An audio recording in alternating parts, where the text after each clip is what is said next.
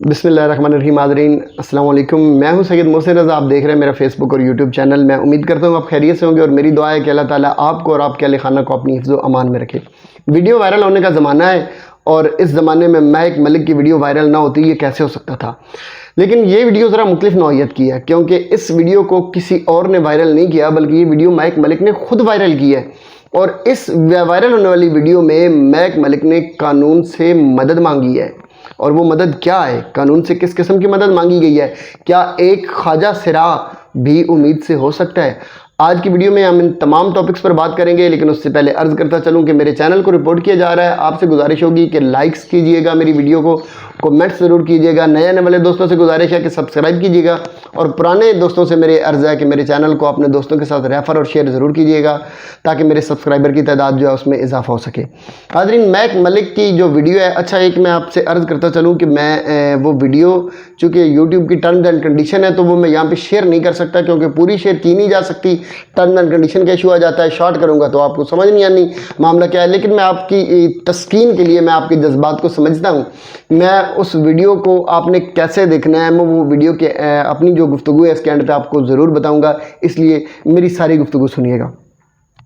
Mic ملک نے اپنی ایک ویڈیو اپلوڈ کی ہے اور اس ویڈیو میں انہوں نے انکشاف یہ کیا ہے کہ ہماری کمیونٹی کے اندر، یعنی جو خواجہ سرا کمیونٹی ہے، اس کمیونٹی کے اندر چیلا اور گرو کا سسٹم جو ہے اس میں بہت زیادہ استحصال کیا جا رہا ہے.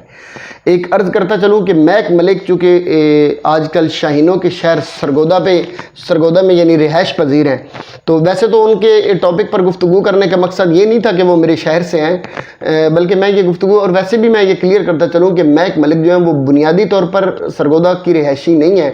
وہ ٹوبہ ٹیک سنگھ کی رہنے والی ہیں اور ٹوبہ ٹیک سنگھ میں ہی انہوں نے پیدائش ان کی ہوئی، وہیں پہ انہوں نے اپنی ابتدائی تعلیم، یعنی 5 جماعتیں ویسے تو انہوں نے پڑھی ہیں تو یہ ابتدائی تعلیم ہی ہوتی ہے، وہیں سے انہوں نے حاصل کی. اور وہیں سے انہوں نے اپنے کیریئر، یہ جو پروفیشنل کیریئر ہے جو کہ خواجہ سرائی والا اور یہ ڈانس پارٹی اور یہ معاملات ان کے ہوتے ہیں، انہوں نے وہیں سے سٹارٹ کر دیا تھا. اس کے بعد وہ سمجھ لیں کہ پروفیشنل ہجرت کر کے وہ تشریف لے آئیں اپنا سرگودہ میں. اور خیر، مائک ملک جو ہیں آپ کو پتہ ہے کہ بنیادی طور پر ایک ڈانسر ہیں اور خواجہ سرا کمیونٹی سے تعلق رکھتی ہیں. ان کی شہرت کی وجہ یہ ہے کہ ایک مرتبہ ڈیرہ غازی خان کے اندر ایک انہوں نے پروگرام کیا اور ان کی جو ویڈیو تھی یعنی ڈانس پارٹی تھی، اور اس کی ایک منچلے نوجوان نے کسی نے ان کی ویڈیو بنا لی. وہ ویڈیو انہوں نے یوٹیوب پر اپلوڈ کی اور اس کے بعد پھر مائک ملک کے کیریئر کو 4 چاند لگ گئے. پھر مائک ملک نے مڑ کر نہیں دیکھا. پھر اب وقت وہ بھی آ چکا ہے کہ مائک ملک صاحبہ جو ہیں ان سے ٹائم مانگا جاتا ہے اور وہ مہینوں پہلے ان کی بکنگ کی جاتی ہے. بنیادی طور پر وہ ڈانس پارٹیز ہی کرتی ہیں، سٹیج ڈراموں میں بھی آج کل ویسے وہ کام کر رہی ہیں، تو پروفیشنلی وہ ان کا یہی کام ہے. لیکن اس کے علاوہ وہ ٹک ٹاکر بھی ہیں اور معروف ٹک ٹاکر ہیں، اور جب اپنے کیریئر کا آغاز کر رہی تھی تو انہیں زیادہ جو شہرت تھی ملی وہ ٹک ٹاک سے ہی ملی تھی، ٹک ٹاک پر ویڈیو بنانے سے ہی انہیں شہرت ملی تھی. اینی اب انہوں نے ایک اپنی ویڈیو اپلوڈ کی اور اس میں انہوں نے یہ اپنی ساری جو روداد ہے وہ گوش گزار کی، اور انہوں نے کہا ہے کہ میرے جو گرو ہیں، آپ کو پتہ ہے کہ خواجہ سراؤں کے اندر ایک گرو چیلے کا سسٹم ہوتا ہے، اس پر آپ کو بڑی ڈیٹیلز مل جائیں گی مختلف یہ کیا سسٹم ہے. لیکن انہوں نے یہ کہا ہے کہ میرے جو گرو ہیں انہوں نے میری بولی لگا دی ہے اور مجھے 50 لاکھ میں وہ سیل کرنا چاہ رہے ہیں. وہ کہتی ہیں کہ اگر مجھے سیل کرنے کی کوشش کی گئی یا مجھے خریدنے کی کوشش کی گئی، یعنی ایک گرو جو ہوتا ہے وہ دوسرے گرو کے چیلے کو خریدتا ہے، گرو اپنے چیلے کو بیچ دیتا ہے، ایک خواجہ سرا کو بیچتا ہے اور ایک کوئی اور گرو اس کو خرید لیتا ہے، پھر اس میں سے وہ اپنی کمیشن، پیسے اور ساری چیزیں لیتے ہیں. تو ان کا جو گرو ہے اس نے یہ کہا ہے کہ میں مائک ملک کو 50 لاکھ میں بیچنے کا اعلان کر رہا ہوں، اگر کسی نے خریدنا ہے تو میرے پاس آ جائے. اس پہ مائک ملک نے بڑا سخت قسم کا رد عمل دیا ہے اور انہوں نے کہا ہے کہ میں کوئی بکاؤ مال نہیں ہوں، نہ کوئی مجھے بیچ سکتا ہے نہ مجھے خریدا جا سکتا ہے. اگر مجھے بیچنے کی کوشش کی گئی یا مجھے خریدنے کی کوشش کی گئی تو بیچنے والے گرو بھی اور خریدنے والے گرو بھی، ان سے میں اعلان کر رہی ہوں کہ میرے اور ان کے درمیان میں پھر قانون کھڑا ہوگا. میں قانون کی مدد لوں گی کیونکہ پاکستان کے آئین اور قانون کے اندر کسی بھی شخص کو بیچنا اور کسی بھی شخص کو خریدنا یہ بنیادی طور پر کرائم ہے، اور میں اپنے ساتھ یہ کرائم فراہم نہیں ہونے دوں گی۔ اس کے علاوہ انہوں نے پھر اپنے استحصال کے حوالے سے بات کی کہ میرا کیسے کیسے استحصال کیا گیا۔ انہوں نے کہا کہ ہمارے جو گرو چیلا سسٹم ہے اس کے اندر بڑی پابندیاں ہوتی ہیں، ہمارے جو خواجہ سرا ہیں ان کو ان کی فیملی کے ساتھ نہیں ملنے دیا جاتا ہے، انہیں آزادانہ نقل و حرکت نہیں کرنے دی جاتی، ان کی اجازت کے بغیر آپ کہیں جا نہیں سکتے ہیں۔ اور ابھی بھی جو وہ کہتی ہیں کہ میرا بھی معاملہ بنا ہے ان کے ساتھ، میں ایک دفعہ اپنی فیملی سے ملنے کے لیے چلی گئی ان کی اجازت کے بغیر، تو اس پر میرے سونے کی چین، میرے لاکٹ، میرا بریسلٹ وغیرہ جو تھے وہ میرے گرو نے اتروا لیے اور اپنے پاس ضبط کر لیے تھے۔ ویسے بھی کوئی ہم غلطی چھوٹی سی کر دیں تو ہمیں جرمانے کر دیے جاتے ہیں۔ اب بھی وہ کہتی ہیں کہ میں ایک جگہ پر بغیر پرمیشن کے چلی گئی تو اس پر میرا گرو جو ہے اس نے مجھے 50 لاکھ میں بیچنے کا اعلان کر دیا ہے۔ پھر انہوں نے کہا کہ اب میرے اور اس کے درمیان قانون کھڑا ہوگا۔ خیر حاضرین، یہ تو کہانی ہے ایک خواجہ سرا کی، یعنی ایک خواجہ سرا کی، لیکن میں اس کی بنیاد پر آپ کو کہانی سنانا چاہتا ہوں 25 کروڑ خواجہ سراؤں کی۔ ہاں، ایک سسٹم یہ گرو چیلے کا سسٹم ہے جس میں گرو جب چاہتا ہے اپنے چیلے کو جس کے ہاتھوں دل کرے اس کا فروخت کر دیتا ہے، لیکن وہ گرو اور ان کے جو چیلے یعنی جو خواجہ سرا ہیں ان میں بھی ایک آواز اٹھی ہے، ایک طاقتور آواز ہے، وہ کوئی عام آواز نہیں ہے، ایک معروف پاکستان کی وہ چونکہ فنکارہ ہیں تو ان کی آواز یقیناً طاقتور آواز ہے، لیکن خواجہ سرا نے بھی اپنے حق کے لیے آواز اٹھائی ہے۔ خواجہ سرا جو ہیں اس کو بھی قانون کا پتہ ہے، وہ بھی جانتا ہے کہ قانون ہے اور قانون سے مدد لی جا سکتی ہے، لیکن کیا بنے گا اس 25 کروڑ خواجہ سراؤں کا جن کا گرو ایک ہی ہے، ان کا گرو نہیں بدلا، شروع سے لے کر آج تک ایک ہی گرو ہے۔ اس گرو نے انہیں ہر بار بیچا ہے، جمہوریت کے نام پر بیچا ہے، آمریت کے نام پر بیچا ہے، کبھی روٹی کپڑا اور مکان کے نام پر بیچا ہے، کبھی بھٹو زندہ ہے کہ نعروں کے نام پر بیچا ہے، کبھی بھٹو کی بیٹی آئی ہے کہ نعروں کے نام پر بیچا ہے، کبھی قرض اتارو ملک سنوارو کے نعروں کے نام پر بیچا ہے، کبھی انہیں جنرل ضیاء الحق کی آمریت میں اسلامی یا شرعی نظام کے نام پر بیچا ہے، کبھی کوئی مذہبی تحریک آ گئی ہے اس نے کہا ہے کہ ہم اسلام نافذ کریں گے، اس نام پر بکے ہیں، کبھی میاں نواز شریف صاحب آئے ہیں، کبھی زرداری صاحب آئے ہیں، کبھی کوئی جماعت آئی ہے، کبھی کوئی سیاسی پارٹی آئی ہے۔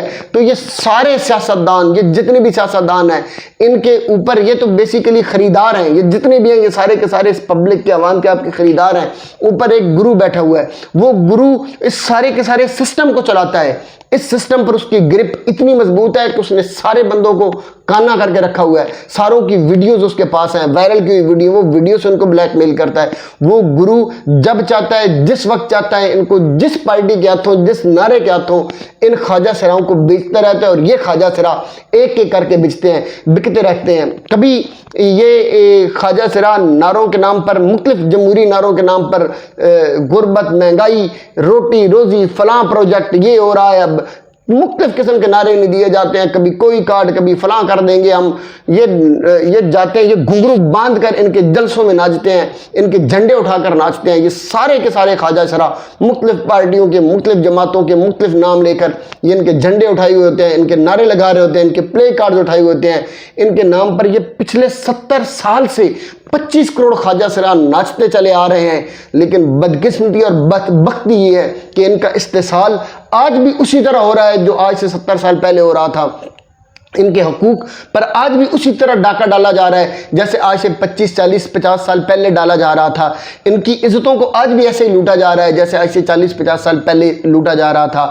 لیکن یہ ایسے گنگے بہرے اور ایسے لولے اور معذور خواجہ سرا ہیں کہ انہیں نہ تو قانون کا پتہ ہے، نہ قانون کا شعور ہے، نہ یہ قانون کی دھمکی دینے کے لیے تیار ہیں۔ اور کبھی بھی انہوں نے یہ نہیں کہا کہ ہم اپنے آئین سے مدد مانگ لیں گے، کبھی بھی انہوں نے یہ نہیں کہا کہ ہم اپنے قانون سے مدد مانگیں گے، کبھی بھی انہوں نے یہ نہیں کہا کہ ہم اس سسٹم سے ٹکرانے کے لیے آئین کی کتاب ہاتھ میں رکھیں گے اور ہم اس سسٹم کے ساتھ ٹکرا جائیں گے۔ یہ جو گرو چیلا کا نظام ہے، جو گرو ہر بار جب چاہتا ہے ہم تھوڑی سی نافرمانی کر دیں تو ہمیں اٹھا لیا جاتا ہے، ہم تھوڑی سی نافرمانی کر دیں تو ہمیں بیچ دیا جاتا ہے، ہمیں غائب کر دیا جاتا ہے۔ ارشد شریف صاحب کو ان کے قاتل دناتے پھر رہے ہیں لیکن پھر بھی کوئی پتہ نہیں کہ قتل کس نے کیا۔ عمران ریاض صاحب پتہ ہی کوئی نہیں کہاں پہ غائب ہیں، صرف یہ ہے کہ آواز اٹھا بیٹھے غلطی سے سسٹم کے خلاف۔ اور بھی بڑے لوگ ہیں، ماڈل ٹاؤن کے اندر ڈاکٹر طاہر القادری صاحب نے آواز اٹھائی، 14 لاشیں گرا دیں، 100 بندوں کو گولیاں مار دیں اس سسٹم نے، یہ جو گرو چیلا کا سسٹم ہے۔ لیکن وہ بھی 70 دن دھرنوں میں بیٹھے رہے، کوئی اٹھ کے قوم، یہ ایسے خواجہ سرا تھے، اعتراض اعتراض کرتے رہے, تنقید کرتے رہے, کچھ دعائیں گھر میں بیٹھ کے کرتے رہے, لیکن مجال ہے جو اٹھ کر کبھی جا کے کسی سٹرگل کا حصہ بنے ہو. آج ایک خواجہ سرا کو اتنا شعور, اتنا سینس ہے کہ میں نے قانون سے مدد مانگنی ہے, میں نے اپنے آپ کو ذلیل نہیں کروانا, میں نے بکنا نہیں ہے, میں بکاؤ مال نہیں ہوں.